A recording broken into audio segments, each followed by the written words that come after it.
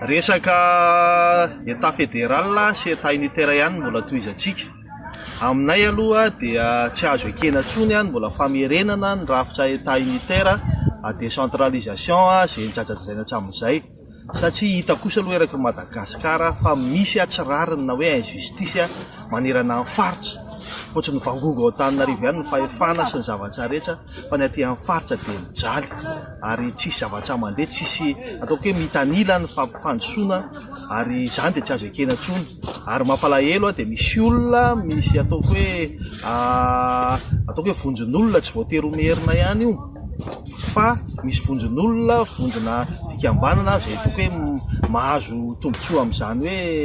État unitaire izany amin'ny tsetritra ny hareny ty Madagasikara ty. Tsy voatery merina fa diso ny fitenenana hoe merina ihany mahazo tombo, fa Antananarivo amin'ny marenivohitra dia ao satria ao daholo mipetraka ny ministera rehetra, ny opportunité rehetra, ny fahefana rehetra, dia lasa maingana be le fivoatra an'le tanàna Antananarivo. Fa tsy ny merina ihany no nahazo tombony tamin'ny État unitaire, fa fantatsika tsara nge zany fa ataona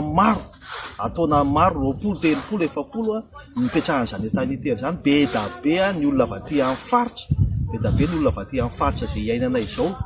be da be ny aty amin'ny faritra ny tao anaty fitondrana, député, ministre sina, fa niady ho an'izany hoe tombontsoa amin'ny faritra zany ve, fa tsy ny nampatsara ny tenany koa no nataony. Ary mampalahelo amin'ireny ary dia ohatrany lasa izy indray no lasa elita aty amin'ny faritra, ka ataoko hoe idomina le mponina aty amin'ny faritra, fa tsy ny ampivoatra ilay faritra fa ny fianakaviany sy ny namanamany ihany koa nataony mivoatra aty amin'ny faritra, fa lasa izy indray ny elita dia vao mainka manindrinindry. Izany no mahafaly an'le député sy olom-boafidy sy manam-pahefana aty amin'ny faritra anindry an'le aty amin'ny faritra indray fa tsy tena ny ampivoatra anazy.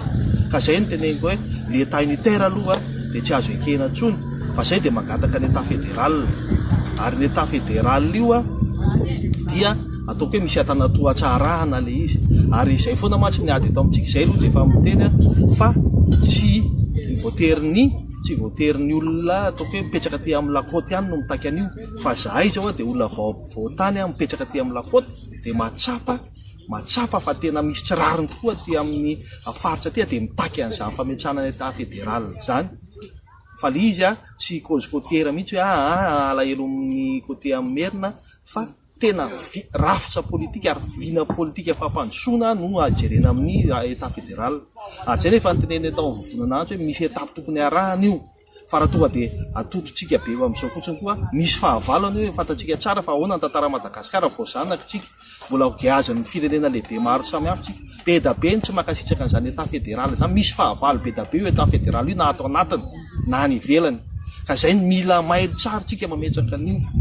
fa tsy voatery hoe mamaika fotsiny. Ary izay mahatonga anay hoe misy atanatoatsarahana aloha le izy, fa raha ametraka an'io tsika misy fahavalo be da be, ary rehefa tsy tena mipetraka tsara amin'ny fototsara politika, fa mila fototsara politika voalohany io dia ny voalohany aloha dia ny fanabeazana ny vahoaka mba hazaka an'izany État fédéral zany. Fanabeazana politika aloha ny voalohany hazaka an'izany État fédéral zany, fa io misy fahavalo na avy any ivelany na ato anatiny izay tsy makasitraka ny hoe ampivoatra ny ty Madagasikara ty ao anatin'ny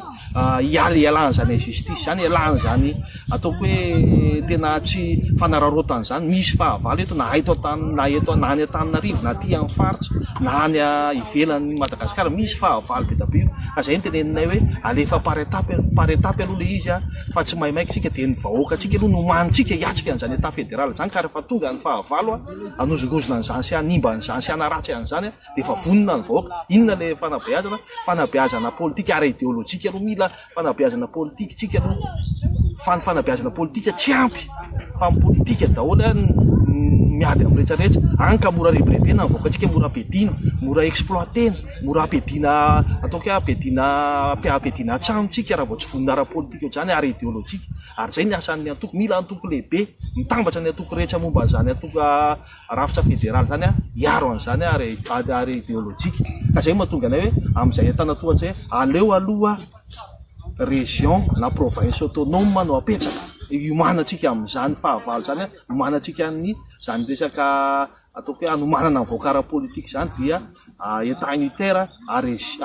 province na région autonome aloha ny apetraka. zany hoe fa makany amin'ny fédéralisme ihany fa mbola tsy tonga de le tena ohatrany any Amerika na any amin'ny état fédéré maro samy hafa fa ataotsika province na région autonome aloha dia ao miomana antsika homanina ny vahoaka, homanina ny antoka, homanina ny ara-politika rehetra dia